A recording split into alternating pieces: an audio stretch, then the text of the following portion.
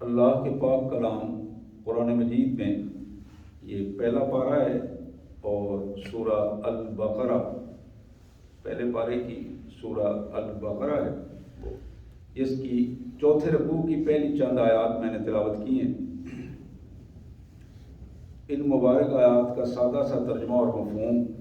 اور پھر انشاءاللہ اس کے پس منظر میں مختصر سی اللہ کے مبارک نام سے جو بڑا مہربان بہت زیادہ رحم کرنے والا ہے۔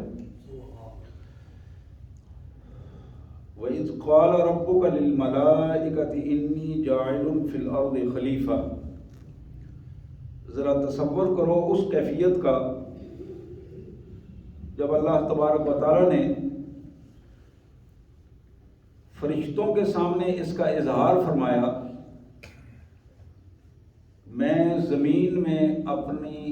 خلافت قائم کرنا چاہتا ہوں،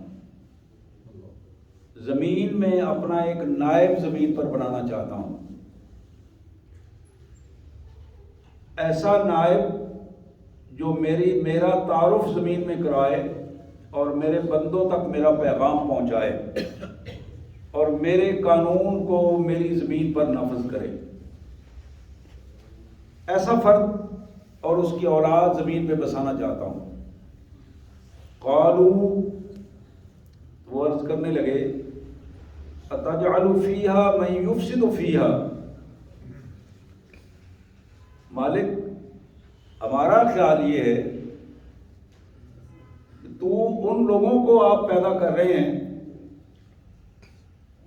جو زمین میں فساد پھیلائیں گے، وَيَسْفِكُ الدِّمَاءَ، اور وہ فساد قتل و غارت تک پہنچ جائے گا، خون بہانے تک پہنچے گا۔ وَنَحْنُ نُسَبِّحُ بِحَمْدِكَ، اور ہم آپ کی تعریف بیان کر رہے ہیں، آپ کی تسبیحات بیان کر رہے ہیں۔ وَنُقَدِّسُ لَكَ، اور آپ کے تقدس کو ہم بلند کرنے کی کوشش کر رہے ہیں۔ قال، اللہ نے فرمایا، انی اعلم ما لا تعلمون، تم نہیں جانتے میں سب کچھ جانتا ہوں۔ انی اعلم، میں سب کچھ جانتا ہوں، ما لا تعلمون، تم کچھ نہیں جانتے ہو۔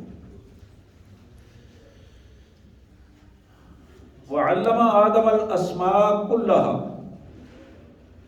آدم علیہ السلام کی تخلیق ہو گئی اور اللہ نے آدم کو پوری کائنات کی چیزوں کے نام بتا دیے، حقیقت بتا دی، تعلیم دے دی، اپنے نبی کو، اپنے پیغمبر کو، اپنے بندے کو تعلیم دی، علم سے سرفراز کیا۔ ثم عرضهم على الملائکہ، پھر اسی مالک نے فرشتوں سے آدم علیہ السلام کی ملاقات کروائی۔ فقال انبئونی باسماء هؤلاء ان کنتم صادقین،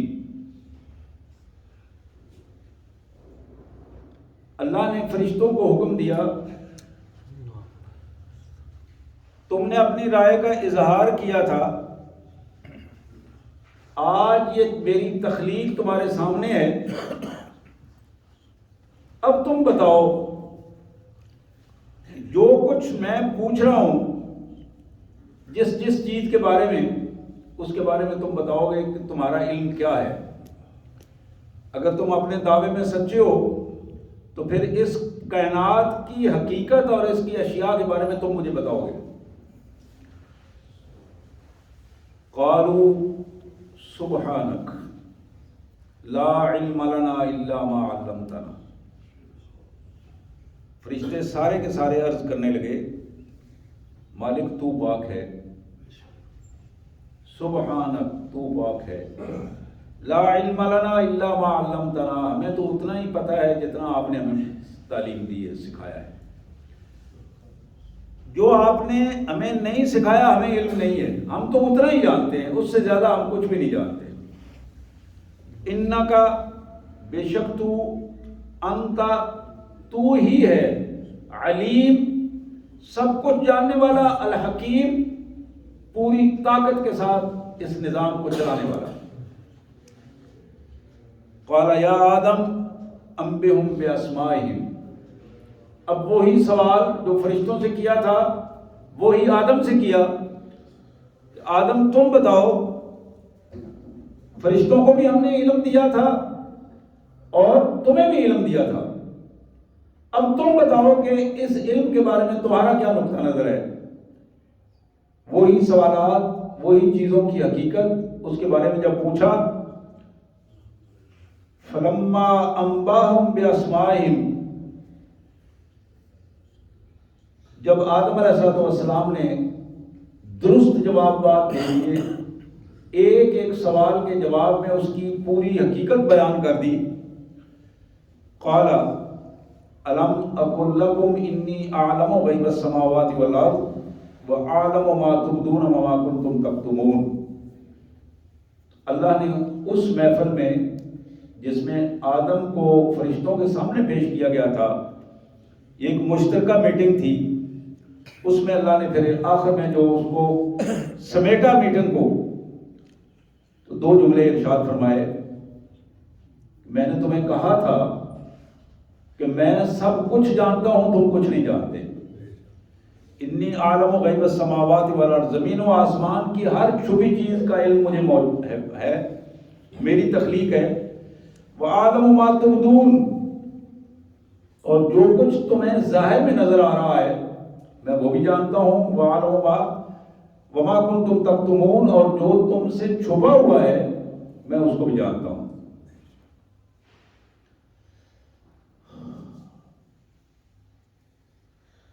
آمنت باللہ، صدق اللہ العظیم۔ یہ بنیادی آیات تھی جو آج کے ہمارے خطبہ جمعہ کی بنیاد ہیں، اور اسی حوالے سے بات ہوگی انشاءاللہ۔ اللہ سے دعا ہے کہ اللہ تبارک و تعالیٰ قرآن مجید کی ان آیات کو درست سمجھنے اور اس پر عمل کی توفیق عطا فرمائے۔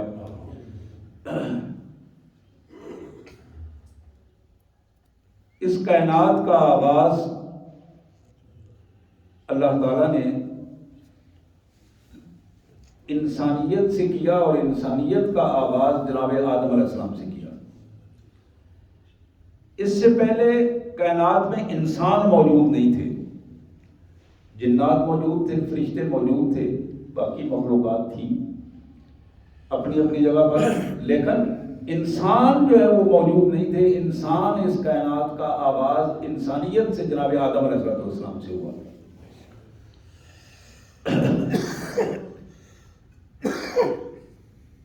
اور یہ ایک بڑی بنیادی چیز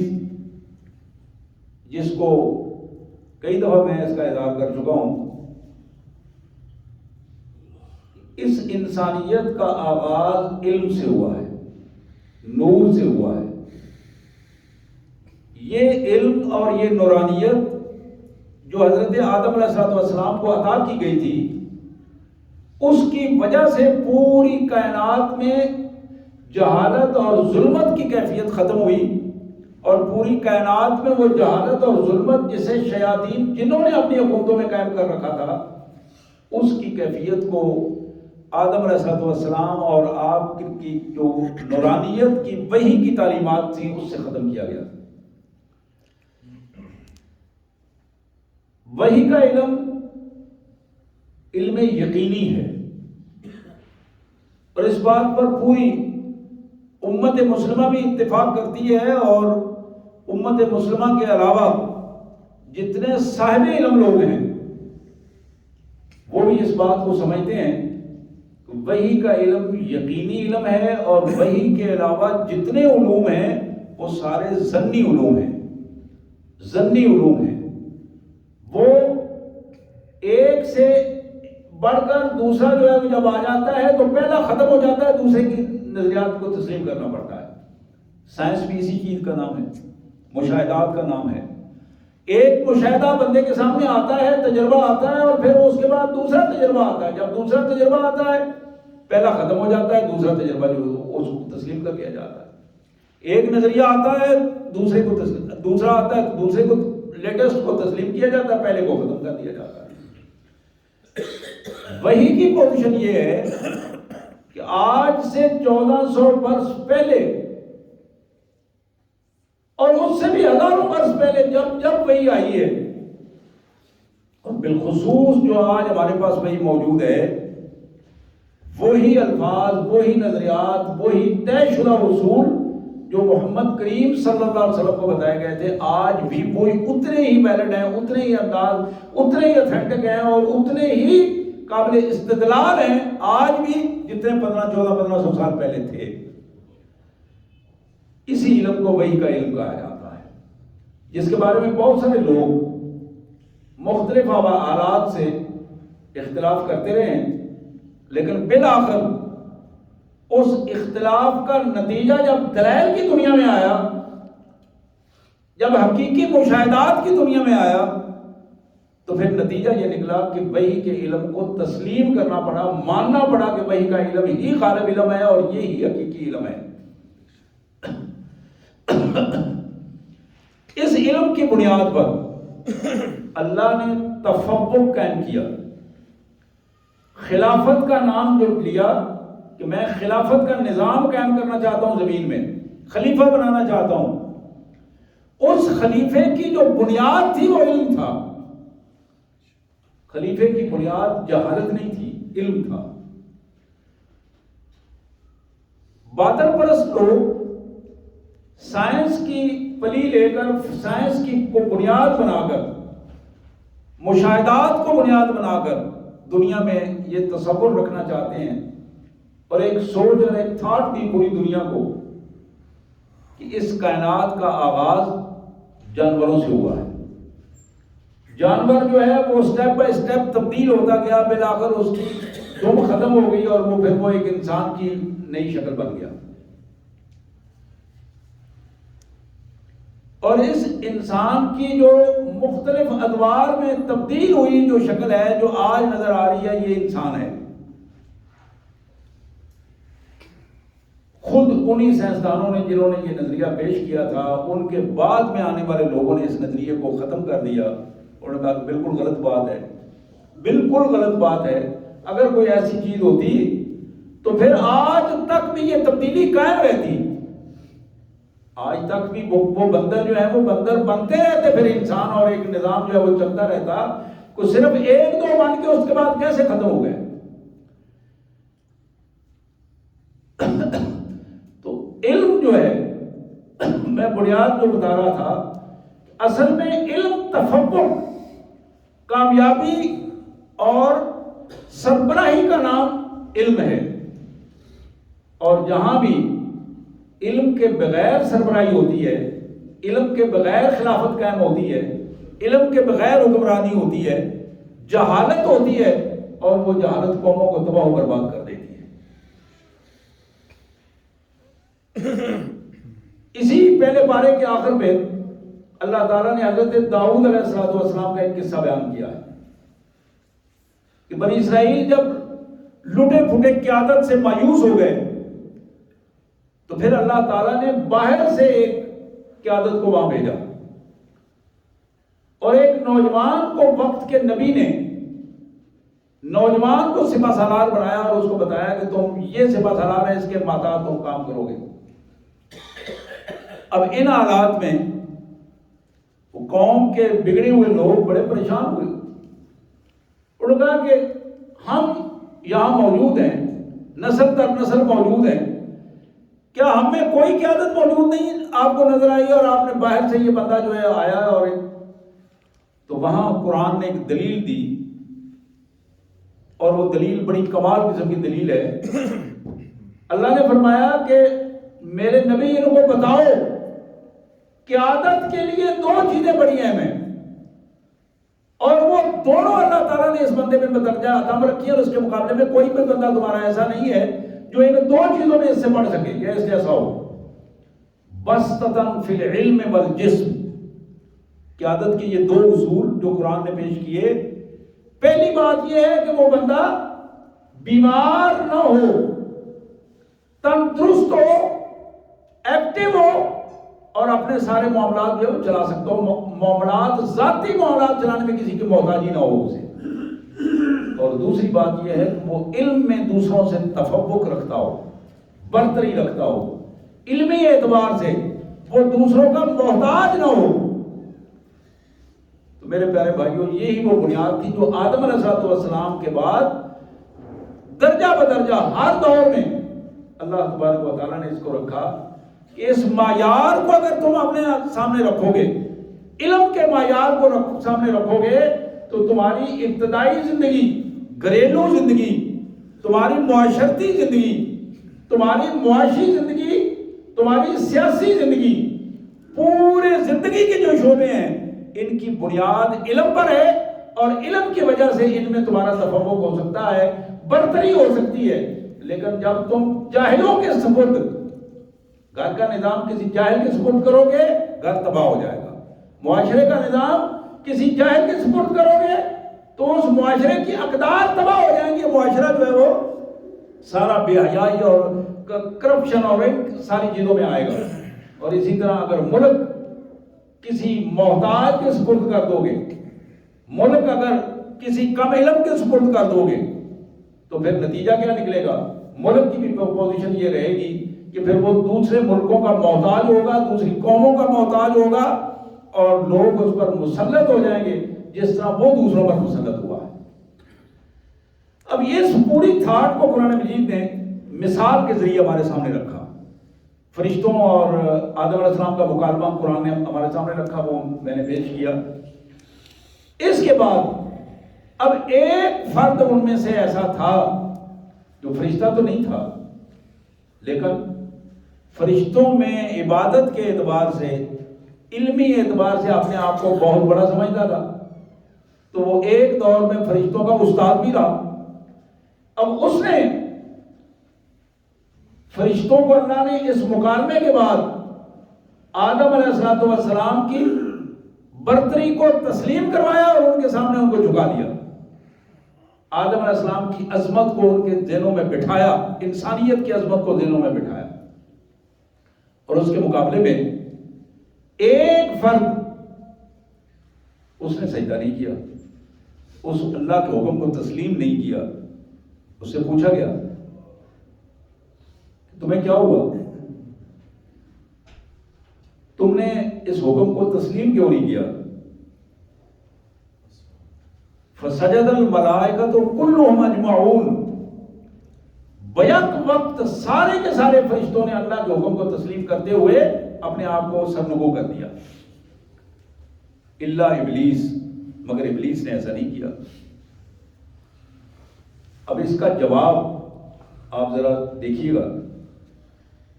اس نے کہا انا خیر منہ، پہلی چیز یہ ہے کہ میں اس سے بہتر ہوں۔ یہ وہ کس کو بتا رہا ہے؟ جس نے اس کو بھی پیدا کیا، اس کو بھی پیدا کیا، اپنے پیدا کرنے والے کو بتا رہا ہے نعوذ باللہ کہ میں اس سے بہتر ہوں، انا خیر منہ۔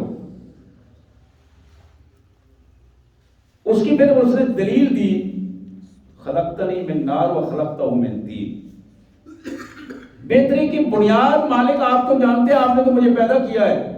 مجھے آپ نے آگ سے پیدا کیا اور اس کو مٹی سے پیدا کیا ہے۔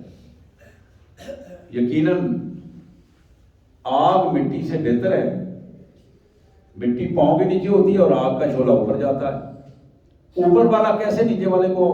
پروٹوکول دے سکتا ہے، کیسے آداب بیان لا سکتا ہے؟ یہ وہ کہانی جو شیطان نے اس دور میں گھڑی تھی، آج تک وہ شیطانی ذہنوں میں وہ کہانی اسی کیفیت میں موجود ہے، اسی کیفیت میں موجود ہے۔ میری برادری اچھی ہے، میرا خاندان بہتر ہے، میرے پاس 4 ایکڑ زمین زیادہ موجود ہے، میرے پاس فیکٹریاں موجود ہیں، پیسہ موجود ہے، اسٹیٹس موجود ہے، میرا باپ دادا اسمبلیوں کے سینٹ کے ممبر، اور یہ وہ چیزیں، انا خیر منہ خلقتنی من نار و خلقتہ من طین۔ ہم تو شعلے والے ہیں، ہم زمین والے۔ اب یہ وہ پوزیشن ہے جس کو قرآن مجید نے یہاں بڑی تفصیل کے ساتھ ہمارے سامنے رکھا۔ جناب علی کرم اللہ وجہہ، بڑا معروف ان کا ایک شعر ہے، اکثر وہ فرمایا کرتے تھے رضینا قسمت الجبار فینا، رضینا قسمت الجبار فینا لنا علم وللجہال مال فإن المال يفني عن قریب وإن العلم يبقي لا يزال. رضینا قسمت الجبار فینا، اللہ نے جو ہم میں تقسیم کی ہے ہم اس تقسیم پر، رب کی اس تقسیم پر بڑے خوش ہیں. رضینا راضی ہیں، ہم بڑے خوش ہیں. تقسیم کیا ہے؟ لنا علم وللجہال مال، اللہ نے ہمیں علم کا وارث بنایا ہے اور جاہلوں کو اللہ نے مال دے دیا ہے، ان کو دولت دنیا کا وارث بنا دیا ہے. لنا علم وللجہال مال، اور اس کی دلیل یہ ہے فإن المال يفني عن قریب، یہ مال و دولت یہ تو سارا ختم ہونے والا ہے، فنا ہونے والا ہے، یہی چھوڑ کر ہم نے جانا ہے. یہ زمین بھی، یہ فیکٹریاں بھی، یہ سارے وسائل جو ہم نے اکٹھے کیے ہیں، یہ گاڑیاں، یہ پیسہ، یہ دولت، یہ سونا، یہ چاندی، فإن المال يفني عن قریب، یہ تو ختم ہونے والا ہے، فنا ہونے والا ہے. میں تو یہی چھوڑ کے جاؤں گا، کفن میں کدھر لے کے جاؤں گا ساتھ. وَإِنَّ الْعِلْمَ يَبْقِي لَا يَزَالُ،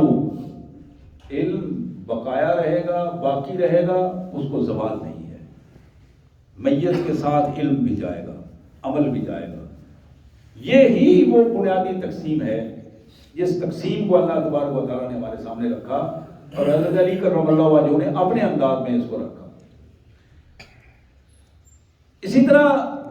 حضرت امام شافعی رحمۃ اللہ علیہ، بڑے معروف دو اشعار ان کے بھی ہیں، اکثر وہ گنگنایا کرتے تھے. شکوت الی وقیع سوء حفظی فاوصانی الی ترک المعاصی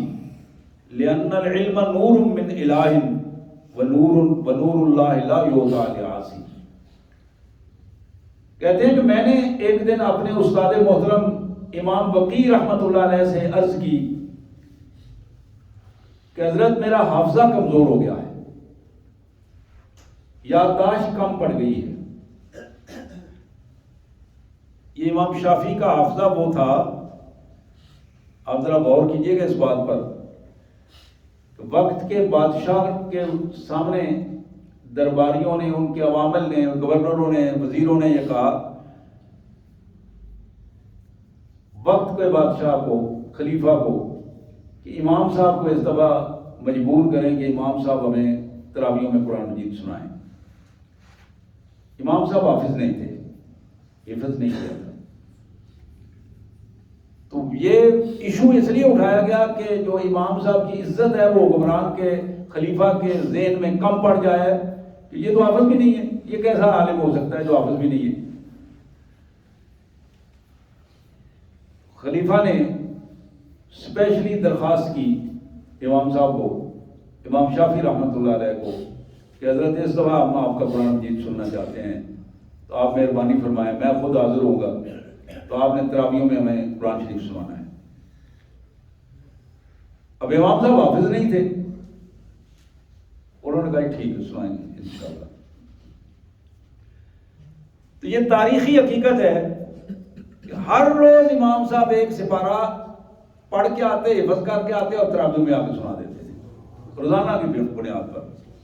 اور روزانہ کی بنیاد پر پورا کا پورا قرآن مجید رمضان المبارک میں سنایا. حافظے کی پوزیشن یہ تھی. تو وہ کہتے ہیں کہ شکوت الی وقیع سوء حفظی، میں نے اپنے استاد محترم سے عرض کی کہ حضرت تھوڑا حافظہ کمزور ہو گیا ہے، تو ارشاد فرمائیے کہ اس کا کیا حل کروں، علاج کیا کروں. فاوصانی الی ترک المعاصی، کہتے ہیں کہ امام صاحب نے کہا بیٹا اللہ کی نافرمانیاں چھوڑ دو. یہ جملہ جو ہے نا میرے لیے، آپ کے لیے، بزرگوں کے لیے، نوجوانوں کے لیے، میری بہنوں بچیوں کے لیے بڑا اہم جملہ ہے. فاوصانی الی ترک المعاصی، اللہ کی نافرمانیاں جتنی زیادہ ہوتی چلی جاتی ہیں، انسانی مزاج تباہ ہوتا چلا جاتا ہے، انسانی ذہن تباہ ہوتا چلا جاتا ہے، انسان کی یادداشت کمزور ہوتی چلی جاتی ہے، انسان خلاف واقعہ حرکات کرنا شروع کر دیتا ہے۔ اور جتنا انسان اللہ کا فرما بردار رہتا ہے اتنا اس کا حافظہ بھی تیز رہتا ہے، اتنا اس کی یادداشت بھی خوبصورت یادداشت رہتی ہے۔ اس کی دلیل انہوں نے یہ دی، لِأَنَّ الْعِلْمَ نُورٌ مِّنْ إِلَٰهٍ، اس لیے کہ علم اللہ کا نور ہے، علم اللہ کا نور ہے۔ وَنُورُ اللَّهِ لَا يُعْطَىٰ لِعَاصٍ، اللہ اپنا نور کسی اپنے نافرمان کو عطا نہیں کرتے۔ اللہ کا نور نافرمان کے دل پر نہیں اترتا۔ نافرمان فن سیکھ لیتا ہے، یہ ذرا ذہن میں رہنا چاہیے، علم اور فن میں بڑا فرق ہے۔ ڈاکٹر بن جانا فن ہے، علم نہیں ہے۔ انجینئرنگ فن ہے، علم نہیں ہے۔ علم کی جو بنیاد سورہ فاطر میں قرآن مجید میں ہمیں بتائی، انما یخشی اللہ من عباد العلماء، علم کی پہچان یہ ہے کہ جہاں علم ہوگا وہاں خشیت الہی ہوگی، اللہ کا خوف موجود ہوگا، اللہ کے دین کا وہ محافظ ہوگا، اپنی اس کی ذات پیچھے ہوگی، اللہ کا دین اس سے آگے ہوگا، وہ اس دین کے پیچھے ہوگا۔ لیکن جس کا پیٹ آگے ہو، دین پیچھے رہ جائے، امت پیچھے رہ جائے، فرقہ آگے نکل جائے، ذاتیات آگے نکل جائیں، قیادتیں آگے نکل جائیں اور نظریات پیچھے رہ جائیں، وہ فرد کبھی بھی عالم نہیں ہو سکتا۔ وہ فنکار ضرور اسے ہم کہہ سکتے ہیں، عالم کون ہے؟ انما یخشی اللہ من عباد العلماء، اللہ فرماتے ہیں کہ میرے بندوں میں جو صاحب علم ہیں وہ صاحب تقویٰ بھی ہوتے ہیں اور صاحب خشیت بھی ہوتے ہیں۔ تو یہاں اس پہلو سے قرآن مجید نے ہمارے سامنے یہ پہلو رکھا کہ ہم اپنی ذات کے حوالے سے علم کو حاصل کرنے والے بنیں اور اپنی اولاد کو علم کے حوالے سے اس زیور سے مرصع کریں۔ علم کے زیور سے آج ہمیں سب سے زیادہ فکر جو ہے اپنی اولادوں کی اس حوالے سے ہوتی ہے کہ ہمارے بچے کتنے بڑے ادارے میں پڑھ رہے ہیں اور ادارے کی پہچان کیا ہے، اس کی فیس کتنی ہے، اس کی فیس کتنی ہے، اس ادارے کی پہچان کتنی ہے، شور کتنا ہے، اور کتنے میرے معاشرے کے بڑے لوگ جو ہیں ان کے بچے وہاں پڑھ رہے ہیں۔ یہ ایک اداروں کی پہچان کی ایک کیفیت یہ ہے کہ ہم فنون کو سیکھنے کے لیے، وہ دنیا جو خالی ہاتھ آئے تھے اور خالی ہاتھ جانا ہے، اس دنیا کو بنانے کے لیے ہم ایسے ادارے ڈھونڈتے ہیں جن میں ہزاروں نہیں بلکہ آج کے دور میں لاکھوں کی پوزیشن جو ہے وہ خرچ کرتے ہیں، اور پھر ان اداروں میں انٹری ہوتی ہے اور پھر نتیجہ ہی نکلتا ہے کہ آہستہ آہستہ بچہ جو ہے وہ سالوں بعد جب پڑھ کر تربیت لے کر ایک سرٹیفکیٹ لے کر وہاں سے نکلتا ہے تو پھر 100 میں سے 90% بچے ایسے ہوتے ہیں جن کے آداب اور گھریلو پوزیشنیں جو ہیں وہ ختم ہو چکی ہوتی ہیں۔ وہاں سے جو چیز سیکھی جاتی ہے اس میں انسانیت کے آداب نہیں، انسانیت کی آزادی کے نام پر، علم کے نام پر، فن کے نام پر انسان کو اتنا بے ہنگم بنا دیا جاتا ہے، اسے بعض اوقات بات کرتے ہوئے اپنے والد اور اپنی والدہ کی پہچان بھی نہیں رہتی، اپنے ماموں اور چچا کی پہچان بھی ختم ہو جاتی ہے، اپنی خالہ اور پھوپھی کی پہچان بھی ختم ہو جاتی ہے۔ یہی وہ چیز ہے جس کو آج کا میڈیا بھی ہمارے سامنے رکھ رہا ہے اسی پوزیشن میں، اور اس کو زیادہ سے زیادہ پروجیکٹ بھی اسی لیے کیا جا رہا ہے، زیادہ سے زیادہ پھیلایا بھی اسی لیے جا رہا ہے تاکہ قوم بحیثیت قوم اس بات کو سمجھ سکے اور اس بات کو سمجھ کر اپنے آپ کو اپنی تربیت کر سکے، اور وہ تربیت جس کو تربیت کے نام پر پیش کیا جا رہا ہے وہی قوموں کی ذلت اور ضلالت کا سبب بن جاتی ہے جب اس میں تقوی اور خشیت الہی نہیں رہتی۔ تو میں عرض کر رہا تھا اللہ کے رسول صلی اللہ علیہ وسلم نے ارشاد فرمایا لوگوں اپنے بچوں کی تعلیم پر زور دو، حدیث کے الفاظ ہیں، زور دو، چھوٹے چھوٹے بچوں کو تعلیم کے حوالے سے سکھاؤ، زور دو، گھروں میں گودوں میں اپنے بچوں کو تعلیم دو۔ طلب العلم فریضۃ علی کل مسلم، طلب العلم فریضۃ علی کل مسلم۔ علم کا حصول، علم کو حاصل کرنا یہ ہر مسلمان مرد اور عورت پر فرض ہے، فرض ہے کہ وہ علم حاصل کرے۔ جس طرح نماز فرض ہے، روزہ فرض ہے، آپ سمجھتے ہیں کہ رمضان شریف آیا ہے جس نے روزہ نہیں رکھا وہ سمجھتے مسلمان ہی نہیں ہے۔ اس طرح قرآن کہتا ہے، حدیث کے الفاظ حدیث کے ہیں کہ اذان ہو جائے اور جو بندہ اللہ کے حضور جھکنے کے لیے حاضر نہ ہو، اللہ فرماتے ہیں وہ تو مسلمان ہی نہیں ہے، اس کا تو اسلام ہی سوالیا نشان بن جاتا ہے۔ بالکل اسی طرح ایک آدمی بغیر کسی وجہ کے، آج ہماری سوچ یہ ہے کہ علم حاصل کرنا تو اتنا ہی ہے جتنا پیسہ اکٹھا کرنے کی بات ہے۔ اگر پیسہ ہمیں بغیر علم کے مل جاتا ہے تو ہمیں کیا ضرورت ہے علم حاصل کرنے کی؟ تو یہ مڈل کافی ہے، میٹرک کافی ہے، اور مسجد میں سپارہ پڑھ لینا کافی ہے، ٹھیک ہے۔ باقی تو ماں باپ دے گئے ہیں سارا کچھ، جو کچھ وراثت میں مل گیا ہے وہ تو کافی ہے، مجھے تو کمانے کی ضرورت ہی نہیں ہے، کسی دفتر میں بیٹھنے کی ضرورت نہیں ہے، کہیں مزدوری محنت کرنے کی ضرورت نہیں ہے۔ تو میرے پیارے بھائیوں بہنوں، علم جو ہے وہ پیسے کے لیے حاصل کرنا ذلت اور رسوائی کا سبب بن جاتا ہے۔ علم کو علم کے لیے حاصل کیا جاتا ہے، اور علم کے لیے حاصل کرنے کا مطلب یہ ہے کہ جب قوموں کے اندر، نسلوں کے اندر عالم ہوتے ہیں، صاحب علم لوگ ہوتے ہیں، تو اس قوم میں آداب اور تقویٰ کی پوزیشن پیدا ہوتی ہے، اس میں اخلاق اور آداب ہوتے ہیں۔ اور جب جہالت قوموں کے سطح پر آتی ہے، کم علمی آتی ہے، جہالت آتی ہے، تو نتائج جو ہے وہ خرابی کی صورت میں نکلتے ہیں۔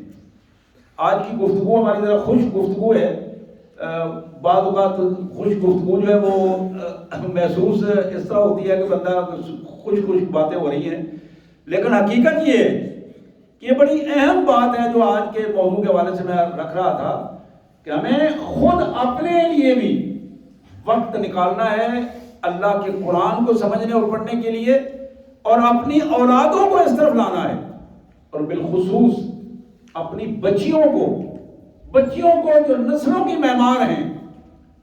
نسلوں جنہوں نے گھروں کو چلانا ہے۔ قرآن مجید نے، میں نے آیات آپ کے سامنے رکھی کہ خلافت، اللہ نے خلافت دی، اس خلافت کا جو ذمہ دار ہے وہ گھر کا سربراہ ہے، گھر کا سربراہ ہے، لیکن اس سربراہ نے کی جو ایڈمنسٹریشن ہے گھر میں وہ ماں ہے۔ ماں نے گھر کا نظام چلانا ہے، ماں نے باپ کی پہچان بھی ماں نے کروانی ہے، بھائیوں اور بہنوں کی پہچان بھی ماں نے کروانی ہے، اپنے رشتہ داروں کی پہچان بھی ماں نے کروانی ہے، اللہ کی پہچان ماں نے کروانی ہے، اللہ کے رسول کی پہچان ماں نے کروانی ہے۔ اور یہی وجہ ہے کہ کربلا میں شہید ہونے والے حسین علیہ السلام، حسین رضی اللہ تعالی عنہ، ان کی پوزیشن یہ تھی کہ انہوں نے قرآن کی زیادہ تعلیمات اپنی ماں کے گود میں سیکھی تھی، ماں کی گود میں سیکھی تھی۔ وہ ماں جس نے چلتے پھرتے قرآن پڑھنا،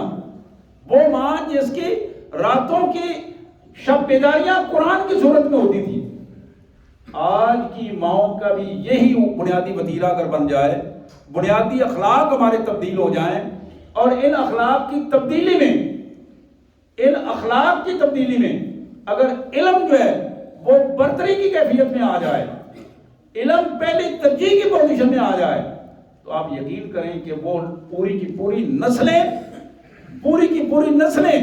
اس انداز میں تیار ہوں گی کہ وہ نسلیں قوم کی قیادت بھی کر سکیں گی، وہ نسلیں گھروں کی قیادت بھی کر سکیں گی، وہ نسلیں معاشرے کو بھی درستگی کی پوزیشن میں لا سکیں گی۔ ہمارے گودوں میں پلنے والے بچے گھروں میں گالیاں تو سیکھتے ہیں، گالیاں تو سیکھ لیتے ہیں، اور وہ گالیاں جو ہیں وہ ہم اپنے آپ میں مذاق میں اور ایک دوسرے کے ساتھ اس انداز میں سکھاتے ہیں۔ یہ گالیاں سیکھ لینا یہی اس بچے کی تربیت کا پہلی خرابی ہے، جو اس بچے کی ذہنی سطح کو صاف ستھری جو سلیٹ یا تختی تھی اس کو اس نے پرگندہ کر دیا۔ لیکن جہاں بچیوں اور بچوں کو بچپن میں ہی قرآن مجید کے الفاظ سکھائے جائیں، اچھی اچھی گفتگو سکھائی جائے، چھوٹے چھوٹے بچوں کی تربیت کرتے ہوئے اپنے گھروں میں قرآن کے حلقے بنائے جائیں، بچوں کو مدارس تک پہنچایا جائے، بچیوں کی تعلیم کے حوالے سے پوری کوشش کر کے وہاں پہنچایا جائے، تو آپ یقین کریں کہ جو بچی قرآن مجید کا ترجمہ پڑھ لیتی ہے، حدیث مبارک کا ترجمہ پڑھ لیتی ہے، حدیث مبارک کے علم کو پڑھ لیتی ہے، تو نتیجہ یہ نکلتا ہے کہ وہ بچی نسلوں کو سنوارنے کا ایک سبب بن سکتی ہے۔ اس گھر میں جس کی ماں 5 وقت کی نمازی ہے، اس گھر میں جس کی ماں کچن کا سارا ذمہ داریاں ادا کرنے سے پہلے اپنے آپ کو باوضو کر کے وہاں لے کے جاتی ہے، باوضو ہو کر بچوں کو کھانا کھلاتی ہے اور باوضو ہو کر گھر کا نظام جو چلتا ہے، تو اس گھر کی برکات کی کیفیت بالکل اور ہوتی ہے نسبتاً اس کے کہ جس گھر میں سونے جاگنے کے اوقات ہی ایسے ہیں کہ جہاں عبادت کا کوئی تصور ہی موجود نہیں ہے۔ جب اس قسم کی پوزیشن آ جاتی ہے گھروں میں، تو پھر نتائج کیا نکلتے ہیں؟ نتائج پھر سوشل میڈیا کے ایکٹیوسٹ کے حوالے سے نکلتے ہیں، پھر نتائج جو ہیں وہ ذلت اور رسوائی کے نتیجے میں نکلتے ہیں۔ تو شروع میں تو وہ شوق ہوتا ہے، لیکن وہ شوق جب پروان چڑھتا ہے، جب اس کے نتائج سامنے آنا شروع ہو جاتے ہیں، تو پھر پوزیشن یہ ہوتی ہے کہ جب بچیوں اور بچوں کی ذلتیں اور ضلالتیں سامنے آتی ہیں، تو پھر باپ کیا، پھر دادا اور پردادا کی پگڑیاں بھی اچھل جاتی ہیں، پھر عزتیں تاراج ہو جاتی ہیں۔ تو اس کے لیے سب سے اہم بات جس بات نے ہمارے لیے اصلاح کی پوزیشن میں بنیاد فراہم کرنی ہے، اس کا نام علم ہے، اس کا نام علم ہے۔ اور اس علم کو جتنا بھی ہم بہتر سے بہتر انداز میں لائیں گے، اتنا ہی خوبصورت انداز میں اس علم کے حوالے سے ہم اپنی نسلوں کی تربیت کر سکیں گے، بچیوں اور بچوں کی تربیت کر سکیں گے۔ یہ ایک چٹا یہ جی کہ دورہ تفسیر القرآن 25 شعبان سے 25 رمضان تک، یعنی رمضان المبارک سے 5 دن پہلے یہ شروع ہوگا اور 25 رمضان تک یہ مکمل ہو جائے گا، صبح 11 سے 1 بجے تک۔ یہ بالخصوص خواتین کے لیے یہ دورہ قرآن ہے، جس میں پورے قرآن کی تعلیمات سے 1 مہینے میں انہوں نے کوشش کرنی ہے کہ 1 ماہ کے اندر قرآن مجید کا پارہ سوا سپارہ پڑھ کے اس کا خلاصہ جو ہے وہ خواتین کو سمجھا دیا جائے، بچیوں کو سمجھا دیا جائے، تاکہ قرآن کے اس پورے ایک دورے سے نکل سکیں اور قرآن کا ایک مجموعی تاثر جو ہے ان پہ بیٹھ سکے۔ خصوصی طور پر اس کے لیے معلمہ تشریف لائیں گی، تو میری درخواست ہے اپنے اہل خانہ کو رمضان المبارک کے اس ماحول سے مستفید کروائیں اور اپنے گھروں میں اس روشنی کو پیدا کریں، تاکہ یہی دورہ قرآن جو ان 25-30 دنوں میں بچیاں سیکھ کر آئیں، گھروں کی مائیں سیکھ کر آئیں، بہنیں سیکھ کر آئیں، وہ باقی 11 مہینے اپنے گھر میں اس دورے کی کیفیت کو چلاتے رہیں اور اسی کی کو بنیاد بنا کر اپنے گھر میں ایک نظام جو ہے ان کا چلتا رہے۔ دوسرا ایک اہم اعلان بھی میرے پاس یہ موجود ہے، جو 2 فروری کو سوموار والے دن صبح 10 سے 3 بجے تک یہ جامعۃ البنات میں، جس میں یہ دورہ بھی ہوگا، اور یہ 2 فروری سوموار کو ایک بہت بڑی خواتین کی کانفرنس ٹائپ ہو رہی ہے، جس میں بہت ساری خواتین جو ہیں وہ خواتین معلمات اور خواتین جو واعظات ہیں وہ تشریف لا رہی ہیں، نام لینے کی ضرورت نہیں ہے۔ اس میں پہلی چیز یہ ہے کہ بچیوں اور خواتین کو بھیج کر اجر کا ان کے لیے بھی اجر ملے گا اور آپ کے لیے بھی اجر ہوگا۔ دوسری بات یہ ہے کہ کھانے کا وہاں اچھا انتظام ہوگا، تو اس لیے یہ بھی بتایا جائے کہ 10 سے 3 بجے تک کا جو ٹائم ہے یہ اس میں کھانے کا ٹائم آ جاتا ہے، تو فکر کرنے کی ضرورت نہیں، اپنے بچوں کو ساتھ لے کے جائیں اور وہاں بیٹھ کر سنیں بھی، اور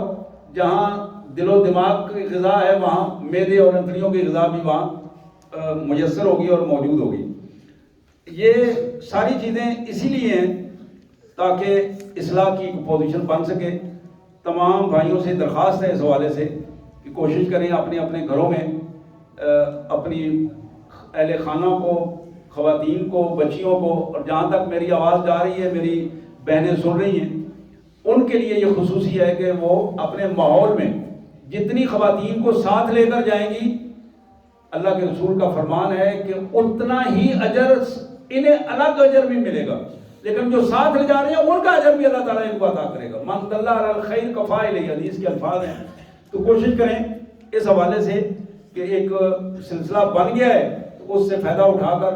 اجر اور ثواب کی کیفیت جو حاصل کریں، اور اصلاح اور کی بھی ہوگی اور تربیت کی پوزیشن بھی بنے گی۔ اللہ تعالیٰ ہمیں اس کی توفیق عطا فرمائے۔ وآخر دعوانا الحمدللہ رب العالمین۔